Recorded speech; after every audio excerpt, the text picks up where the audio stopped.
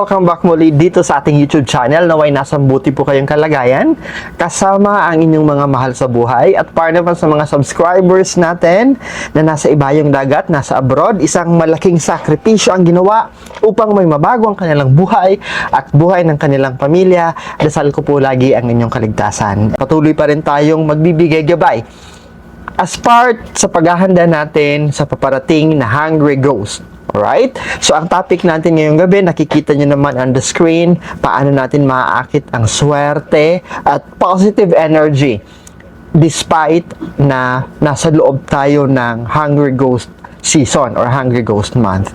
Yan ang pag-uusapan natin ngayon. Hihimay-himayin natin yan ngayong gabi. Gusto ko pong magpasalamat sa tulong po ninyo ay mahigit 341,000 subscribers na po tayo ngayon at malapit na po tayong mag 342,000 subscribers.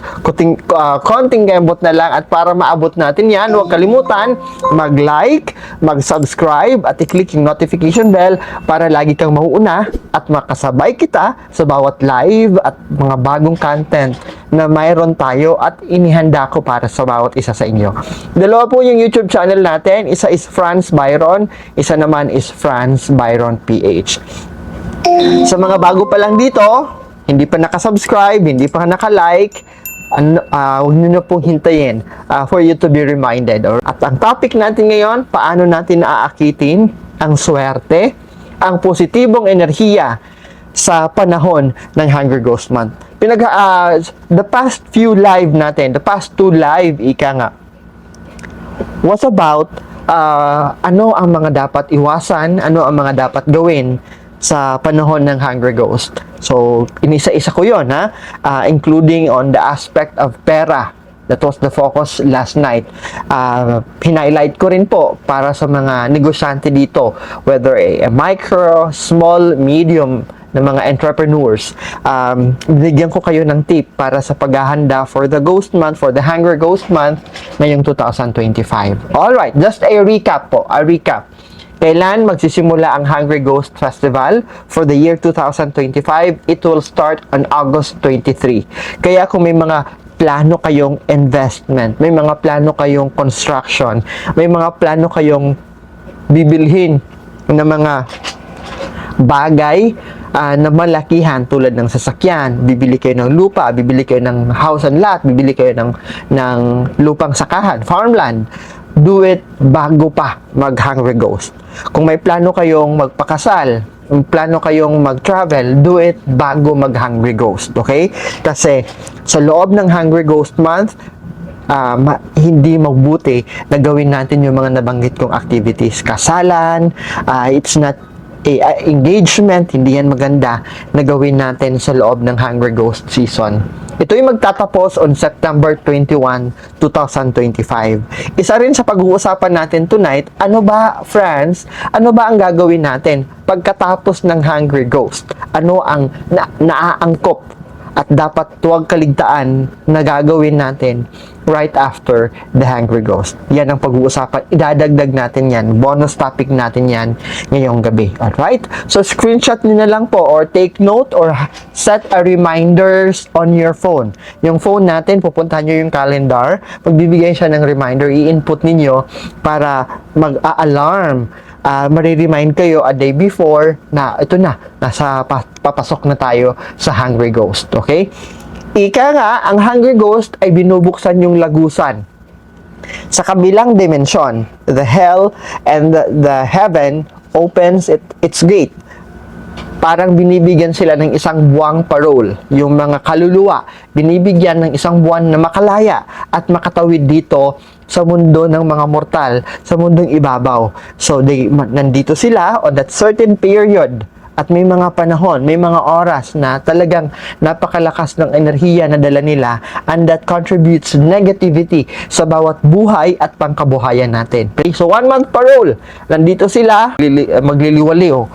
So, meaning to say, maghahalo yung good spirit and the bad spirit. Those spirits na galing sa langit at spirits galing sa hell. So they are given an opportunity to interact sa mga taong buhay. It has been a culture, a 1,000-year-old culture and belief na sinusunod. Maliban sa China, ang mga bansa na nag-o-observe and are really meticulous pagdating at naghahanda pagdating sa Hungry Ghost. Kasama na dito ang Taiwan, ang Singapore, ang Malaysia, Thailand, Cambodia, Vietnam, even Japan observe Hungry Ghost. India also observe Hungry Ghost, and some part of the Philippines. At lumalawak na yung mga tao, dumarami na ang mga taong hindi lamang the Filipino-Chinese na nasa Binondo, hindi lamang yung mga Filipino-Chinese na nasa Colon, hindi lamang na mga Filipino-Chinese na mga nasa downtown area ng mga malalaking cities ang nag-o-observe at naghahanda para sa Hungry Ghost. But ngayon, even yung walang blood ng Chinese are observing this one. Katulad na lang ninyo na nanonood sa akin ngayon kasi kasama kayo sa gustong may alam, makialam at maging handa sa papasok na Hungry Ghost 2025. So, simulan natin sa mga dapat ninyong gawin na pwede natin gawin to activate the very good energy despite na nandyan na yung presensya ng mga gumagala na kaluluwa. So, ano-ano yon? First, siguraduhin po natin. We still have enough time, ha? Today is August 10. So, ilang weeks pa bago ang 23rd of August. So, yung mga pundidong bulb, palitan natin. Yung mga sulok corner, labas man o loob ng ating tahanan, yung mga garden natin, okay? Yung fence natin, lagyan natin ng pailaw.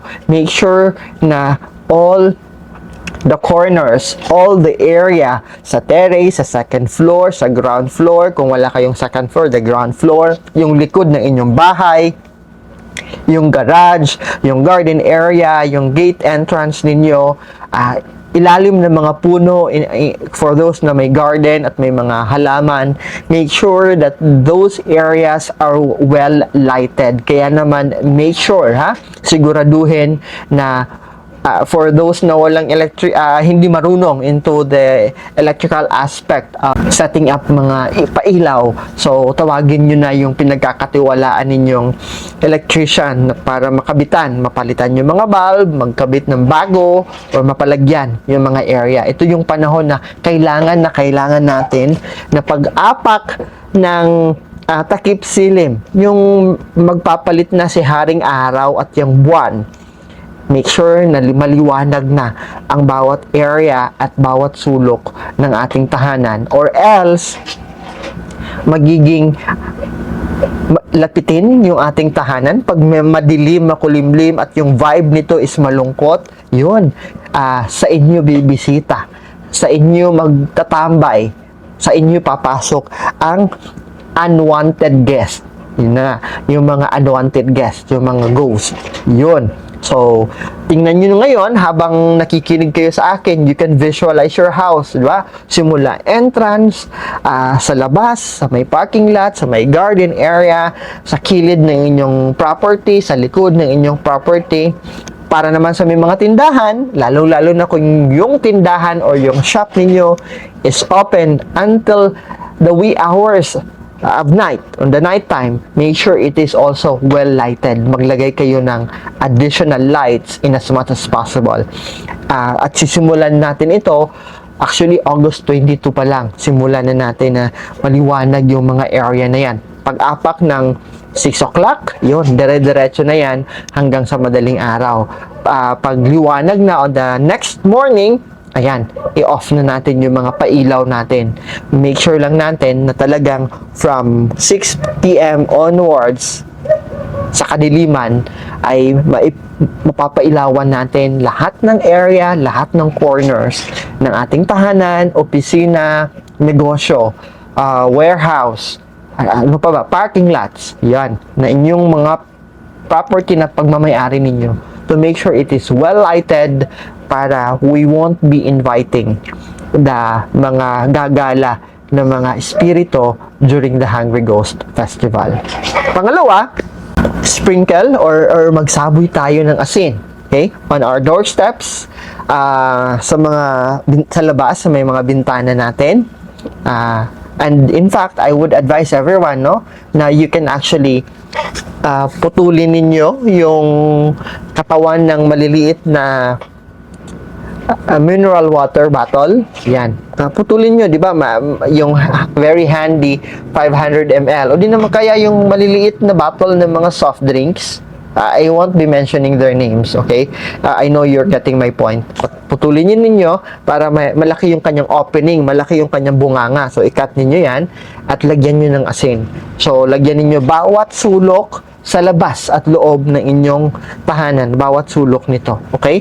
So, friends, pag mabasa, magme-melt yung salt, all you need to do is balutin ito, ilagay sa plastic, sa trash bag, itapon, palitan ulit.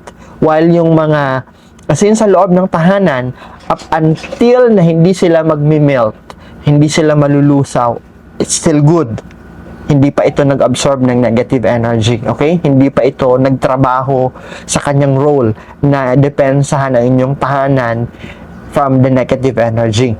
So, for as long as okay pa ang kondisyon ng salt, dyan lang yon sa bawat sulok na inyong tahanan. But pag napansin niyo na nagsimulang naging basa, naging papuntang naging tubig, ayan, tanggalin nyo na kasama yung lalagyan.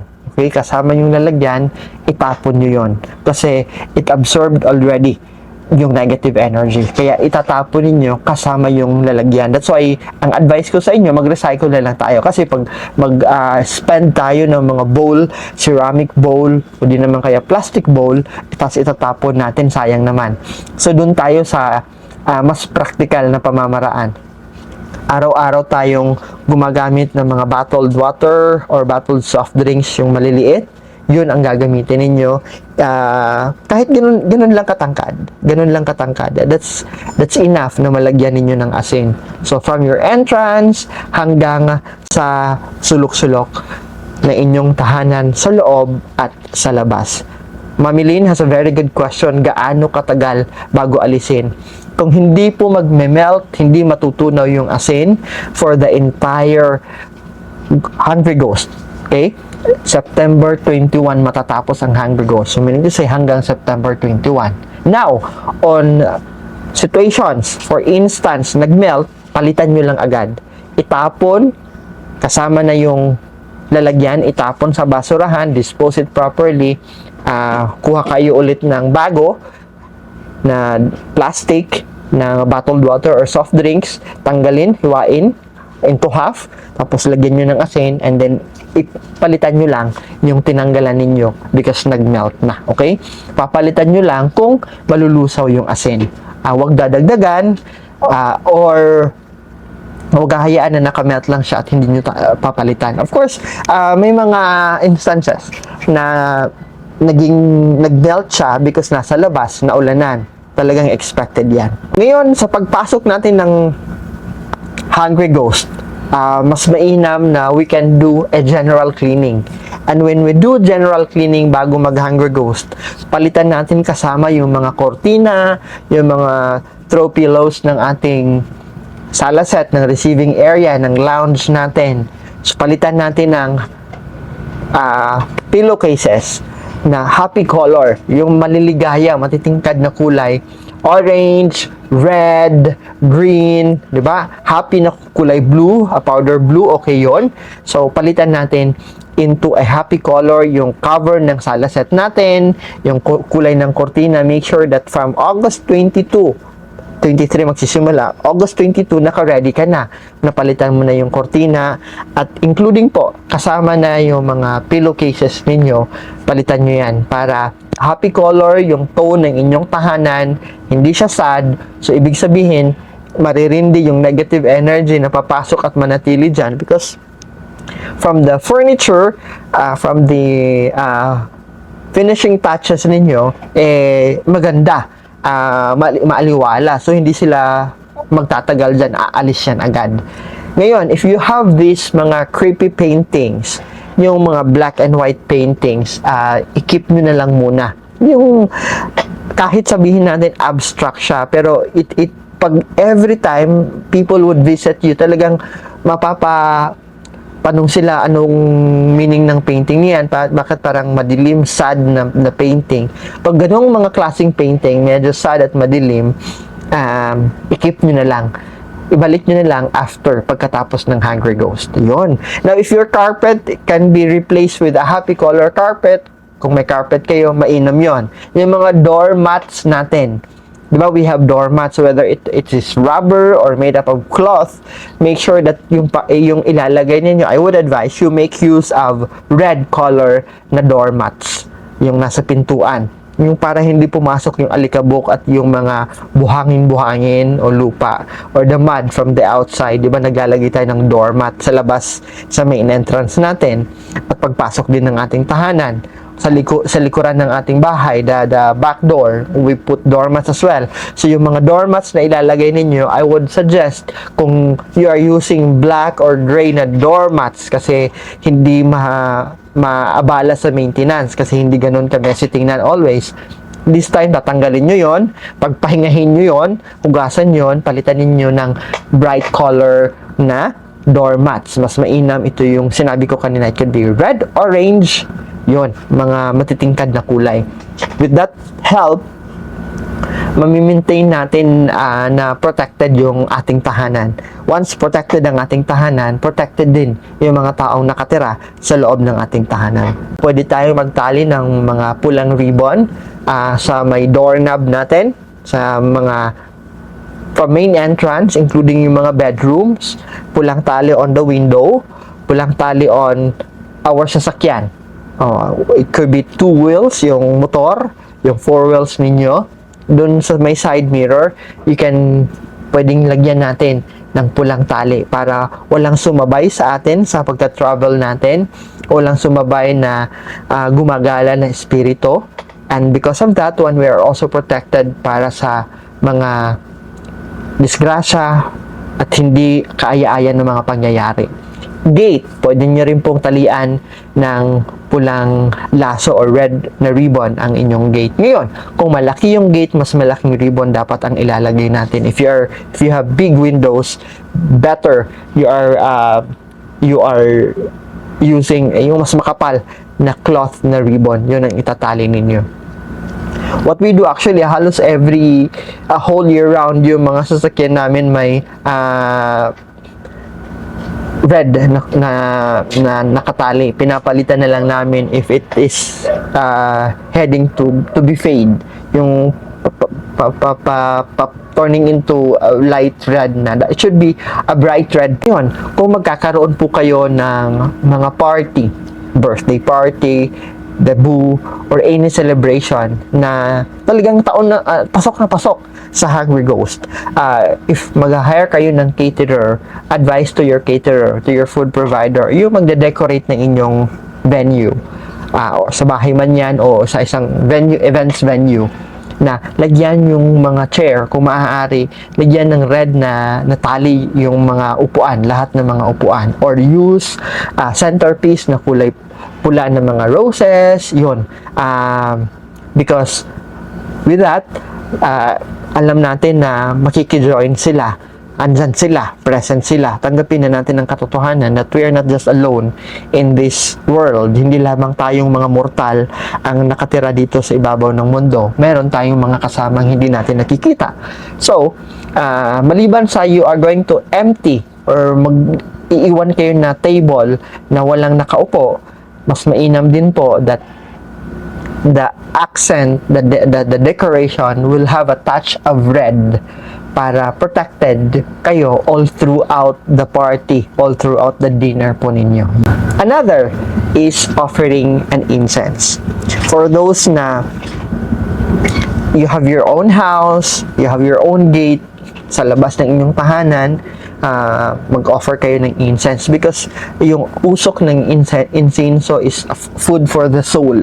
Kaya mas magkakaroon sila ng utang na loob, ng gratitude towards us instead of hatred at dadalhan tayo ng problema at negativity, ang mangyayari kasi matutuwa sila because we offer them incense sa kanila ay gratitude ang isusukli nila. Magiging mabait sila sa atin. So, it's good na when you do offering, do it outside. Kahit isang stick lang po, okay? Kahit isang stick lang ng insensong kandila ninyo. Ngayon, if you are going to do a party, whether lalong-lalo na ay gabi na dinner or party, and you are going to held that one in an open place, a garden it could be, or beside the pool, mas mainam that you have a space, an area kung saan ay mayroong nakasindi na insensong kandila all throughout, okay? All throughout the event hanggang matapos yung event ninyo. Palitan lang, kung nauubos na, palitan lang. Kahit isang insenso lang from time to time, na mag-assign lang kayo ng isang tao to look after the insenso, na pag naupos na, ayun, palitan lang niya, sindi lang siya ng bago, palitan lang niya.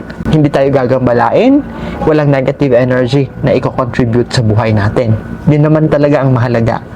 At hindi sila maririndi sa music or sa sa ingay ng maraming tao, sa ingay ng kalampagan ng kutsara at tenedor sa plato. So, with this noise, ay hindi sila may irita because they can feel, and they will see, and they will feel na ginagalang at nirespeto natin sila with vacating or securing an empty table for them, offering an incense candle. Yun, that itself will actually be a depensa from the negativity na dala ng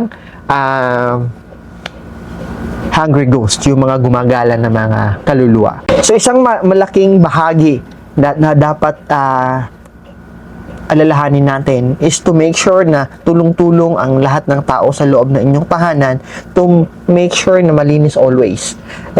From your sala to the bedroom, sa labas, make sure na maaliwalas, naka-arrange, nakaayos always. Do not leave any area or any corner of your house na untidy, magulo, mabaho o may basura, or else it will be a trouble na posibleng titirhan ng negative energy yung inyong tahanan. For those na lalabas on the night time dahil night shift sila, panggabi yung trabaho nila, mas mainam that on your bag or on your bulsa, you have a red pouch with a salt on it one. For you to be protected as you travel going to your workplace. Lalong-lalo na yung mga nagtatrabaho sa mga area na napakalakas yung negative energy, napakalakas at nagkukumpulan yung mga gagala ng mga hungry ghost. Isa na dito yung mga hospitals, okay? Mga medical centers na yung shift ninyo is panggabi, pupunta kayo doon hanggang madaling araw, puro emergency, may namamatay sa area na yan, may mga sakit. So, the negative energy is really, really heavy. And actually, madalas dyan sila nagtatambay. So, for you to be protected, maglagay kayo isang pouch na color red na cloth, tapos nasa loob nito nakabalot na asin. That will actually help for you to be protected kahit papaano. And for those na mga lalabas at magtatrabaho, napakahalaga na ngayong pagpasok ng hungry ghost, we know naman, di ba? Alam naman natin ang definition na a music and a noise. If it's irritating, if it's loud, maingay na, and that's not anymore music, that's already noise. So, we can actually play sa loob ng ating tahanan. Make sure kung dalawa lang kayo sa inyong tahanan at ikaw na palagi kang nasa kwarto mo, yung kasama mo sa bahay palaging nasa kusina, o malaki yung tahanan, I would suggest for you guys to play happy music. Hindi yung napaka-loud na noise na, but a happy music. Pwede rin hayaan ninyo yung TV ninyo na naka-on, na andar yung TV ninyo, naka-play yung TV ninyo. Okay? Para there is a noise inside of the house. at alam nila na may tao at hindi kayo gagambalain because the host, the owner of the house is there. Kahit kaunti lang kayo, okay? So you can actually have that one. Ngayon, kung may mga bata kayo, ayun yun, yung mga bagets, yung mga Gen Z natin, at they play a really distracting music. Have them wear na lang headset if they wanted to enjoy the genre that they wanted to play. Okay? Kasi mag-i-interrupt naman yung soothing sound, meditation sound, or lovely music ninyo sa gusto nila. Baka hindi kayo magmamatch, mag-away tuloy kayo. So, advise them na lang na you can play your music, wear your headset, dun ka lang sa kwarto mo. And then, you play music palagi sa sala ninyo, sa kusina ninyo, or sa dining area ninyo. You play very nice music, a lovely music, yung pang lobby ng hotel na music. Yun, napakaganda yun. Okay. And let's continue. Offering. So you can do offering sa labas ng inyong tahanan. It could be very simple na pagkain, bread and water. Okay na yun. There are certain actually ritual na fina-follow when you do offering, at pag-uusapan natin yan detailed sa kung ano ang pagkain ang iaalay on a hungry ghost. Pag-uusapan natin yan, we'll have a separate time for that one. But if you are into a very limited budget, isang maliit na rice, di ba? Isang maliit na rice, isang hiwa ng ulam, ano pa, isang baso ng tubig, isang bread, isang biscuit, isang candies, okay na yan to be part of your offering sa labas ng inyong tahanan. Maglagay lang kayo ng table sa labas ng inyong tahanan. Hayaan nyo yan overnight. Okay? Baka kainin ng pusa, let it be. Okay lang yan. Because, di ba, pinaalala ko po sa inyo na let's avoid harming mga insekto at hayop, because during the hunger ghost, there is possibility na magkakatawang hayop yung mga gagala na, or papasok sila sa katawan ng mga hayop yung gagala ng mga hungry ghost from August 23 to September 22. Sa dapat iwasan natin, lalong-lalo na kung maglalakad tayo sa gabi, yung napakatahimik na kalsada. Okay, yung walang katao-taong kalsada, iwasan natin yan, ha. Tinatawag natin na lonely lanes. Iwasan natin yan. Avoid yung walang tao. Make sure na kung lalabas ka at gabi ito, may kasama ka. Okay? Iwasan natin yung mga kalsada na maraming butas on the night time. Do not also stay under the trees, yung magtatambay kayo sa ilalim ng puno. Iwasan natin yung mga dadalo tayo ng concert sa hungry ghost. Posible kasing sumama, papauwi ninyo. Don't shout, wag pasigaw yung tatawag ka ng pangalan sa labas, no? May nakasalubong ka, may tatawag ng pangalan mo, or ikaw ay tatawag ng pangalan ng ibang tao. Avoid that one. Yung pasigaw na sa kalsada nagkasalubong kayo, o sa mall nagkasalubong kayo, ang napakaingay ninyo and you shouted the name, avoid that one as well.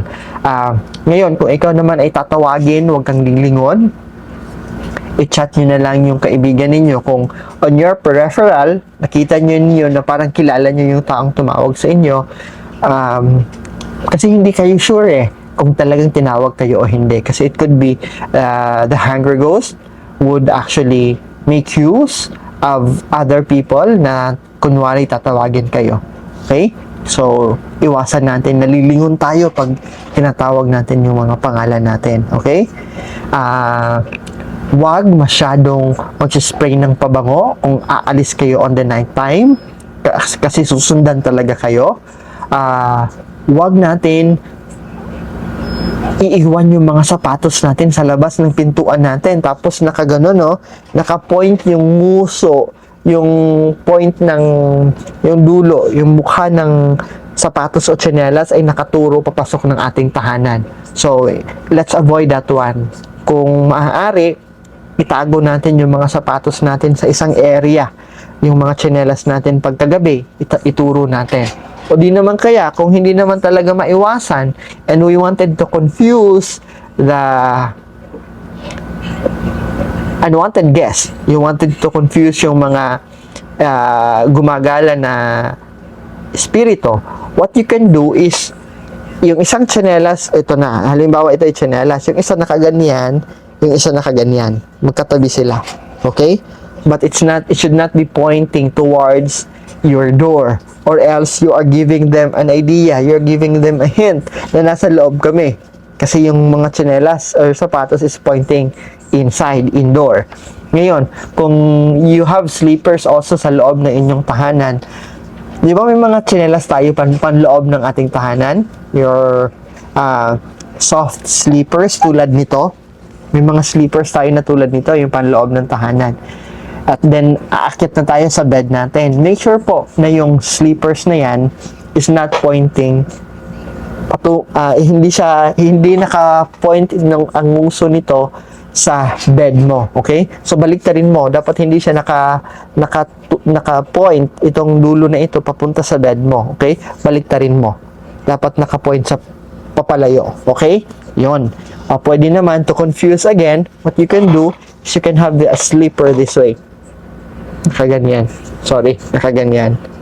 Okay? So, yung isa nakaturo sa bed, yung isa nakaturo palayo sa bed. Okay? Sa loob ng inyong tahanan. Including yung mga tsinelas natin sa loob ng CR. Di ba we have tsinelas sa loob ng CR? So, wag hayaan ito, nakaganon sila ha. Pwede silang iganon natin. Okay?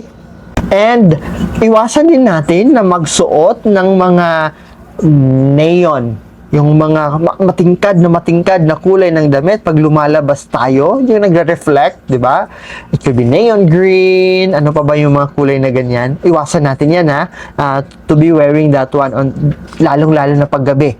Iwasan natin yung mga damit na may mga malalaking pangalan, may mga malalaking image, kasi it attracts negative energy. Okay? So, iwasan natin yun. Yung mga, sinabi ko na to, iwasan natin yung mga pagkain na nakikita sa kilid ng kalsada because these are offering, hindi ito para sa inyo. Okay? Yung mga mahilig mag-jogging, nagja-jogging sila after office hours. Iikot sila sa mga plaza, sa mga open spaces, sa bayan ninyo, sa city ninyo. Yun, nagja-jogging sila. Iwasan natin na mag-jogging on the night time because we are actually inviting an attention. Ayaw natin ng attention, di ba? So, iwasan natin yan. And again, when we attend activities, in as much as possible, if it's a happy activity, wedding,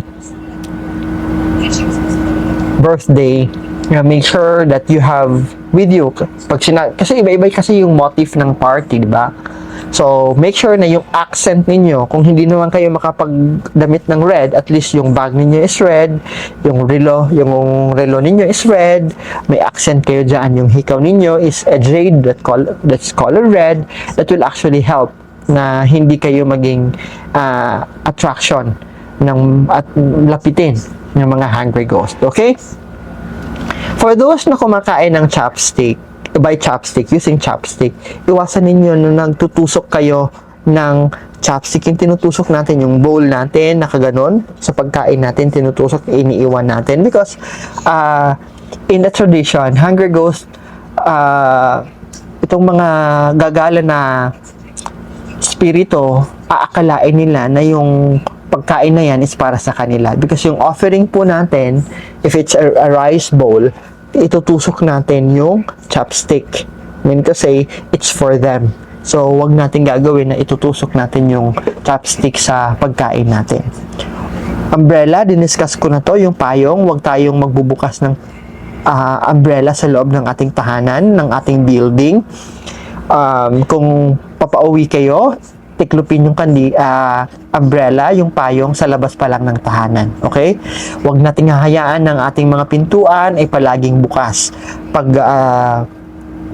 pag 6 p.m., pag maging madilim na ang labas, make sure na nakasirado na yung mga bintana at pintuan natin. Huwag tayong papatay ng mga insekto at mga hayop. tatambay sa ilalim ng puno, maliligo sa dagat, lalong-lalo na on the night swimming kasi napakalakas ng presence nila sa tubig, whether it's sa dagat man yan o sa swimming pool. Never say hi to anyone sa labas, tatawag ng pangalan, o di naman kaya mag-gossip. Ano ba yung mga sekretong usapan gagawin ninyo sa labas kasi magbubulungan kayo sa labas kasi may makikisali sa inyo, okay? Bawal na bawal ang kasalan sa Hungry Ghost. Bawal na bawal ang paglipat ng tirahan on the Hungry Ghost. Bawal na bawal yung grand opening ng negosyo on a Hungry Ghost. Sa lahat ng mga guro, may kakilalang guro, kamag-anak na guro, lahat naman tayo may mga kaibigan tayo na guro. Teachers, whether nasa public o nasa private, yung mga bagong nakapasa sa board exam, ini-invite po namin kayo para sa National Seminar Workshop on addressing pedagogical challenges for all teachers and school leaders. Yes, kasama po yung mga school heads, mga principals, mga college dean, mga presidente ng mga community colleges and state universities. You are very much welcome for this one. Ito yung mangyayari, the first or the pilot episode will be happening on August 30 sa Holy Name University sa Tagbilaran City. You can actually reserve a seat and you can book online. Bisitahin nyo na lang po yung Realizing Opportunities, Nurturing Achievers or Ranas Training Center. Nandun yung link para maka-avail kayo ng early registration rate. Yung mura, iba? Yung murang rate at yung discounted rate ang maibibigay ninyo if you are going to do an early registration bago mag-August 30. Kasi yung pupunta doon on the day itself, August 30 na talaga, ang rate nila ay regular rate na po talaga. Okay? So, kakailanganin ng mga CPD units as you can see on the screen, di ba? Promotion, career advancement, renewal ng inyong mga lisensya, mga teachers, o gusto nyo i-improve yung abilidad mo sa pagtuturo, o gustong-gusto mo manatili na competent and relevant sa paaralan na pinapasukan mo. So, you need to upgrade your skills. We wanted to invite everyone to join us sa face-to-face na seminar na ito with CPD units. Meron ding webinar sa September. For those na nasa malayo, may webinar na mangyayari. Pagkatapos ng August 30, susunod naman ang September 13 sa Hagna in Bohol. Sa huling linggo ng September will be Tacloban City and Leyte Normal University. October meron din sa Southern Leyte State University. Meron din mga webinar. Every month, merong isang webinar na mangyayari. Iba-iba yung topic So, kung ano man yung major ninyo at kung ano man yung specialization ninyo, abangan nyo po. Kaya naman mag-follow po kayo sa Realizing Opportunities and Nurturing Achievers or Ranas Training Center. Lisensyado po ito ng PRC, Professional Regulation Commission. Meron din po itong accreditation and license sa London through the CPD Group of London and the American Council of Training and Development. Member din po ito ng PAFTI, the Philippine Association for Teachers and Educators. At yung seminar natin ay palaging mayroong DepEd memo at DepEd advisory. Ngayon, pagkatapos ng Ghost Month, ano po ang pwede natin gawin? Pagkatapos ng Ghost Month, September 22, matatapos ang Ghost Month. Pagkatapos niyan, maghanap tayo ng schedule to do this. Napakahalaga. House deep cleaning ang tawag dito. Ibig sabihin, masinsinan. Palitan natin yung mga kortina, palitan natin yung mga pillowcases, kuskusin ang dapat kuskusin, general cleaning talaga ang gagawin natin after the Hungry Ghost. Kasi ang mission natin dyan ay masigurado na walang at lahat ng mga spirito ay makakatawid sa kanilang destinasyon, pabalik. Whether they belong to heaven or they belong to hell, walang at hindi sila may iwan dyan sa inyong tahanan. Kaya kinakailangan po yung house deep cleaning. Not necessarily on 22. You can have it on 23, 24, 25. Hanap lang kayo ng schedule na kung saan makukompleto kayo. Na, kasi baka napakalaki ng inyong tahanan at hindi nyo kakayanin maglinis mag-isa. Ako po ay kumakatok sa inyong mga gininto ang puso para sa gustong maging kabalikat, maging katuwang namin sa bag ng pag-asa. Andyan po sa screen ninyo ang mga bank accounts na kung saan pwede po kayo magpadala ng kahit konting tulong. Sabihin natin na sa 1,000 tao sa mundo, kung mag-ambagan tayo ng tigsa 50 pesos, nako, maraming bag po ang mapapagawa natin at maraming bata ang masasorpresa natin sa pagtatapos ng school year.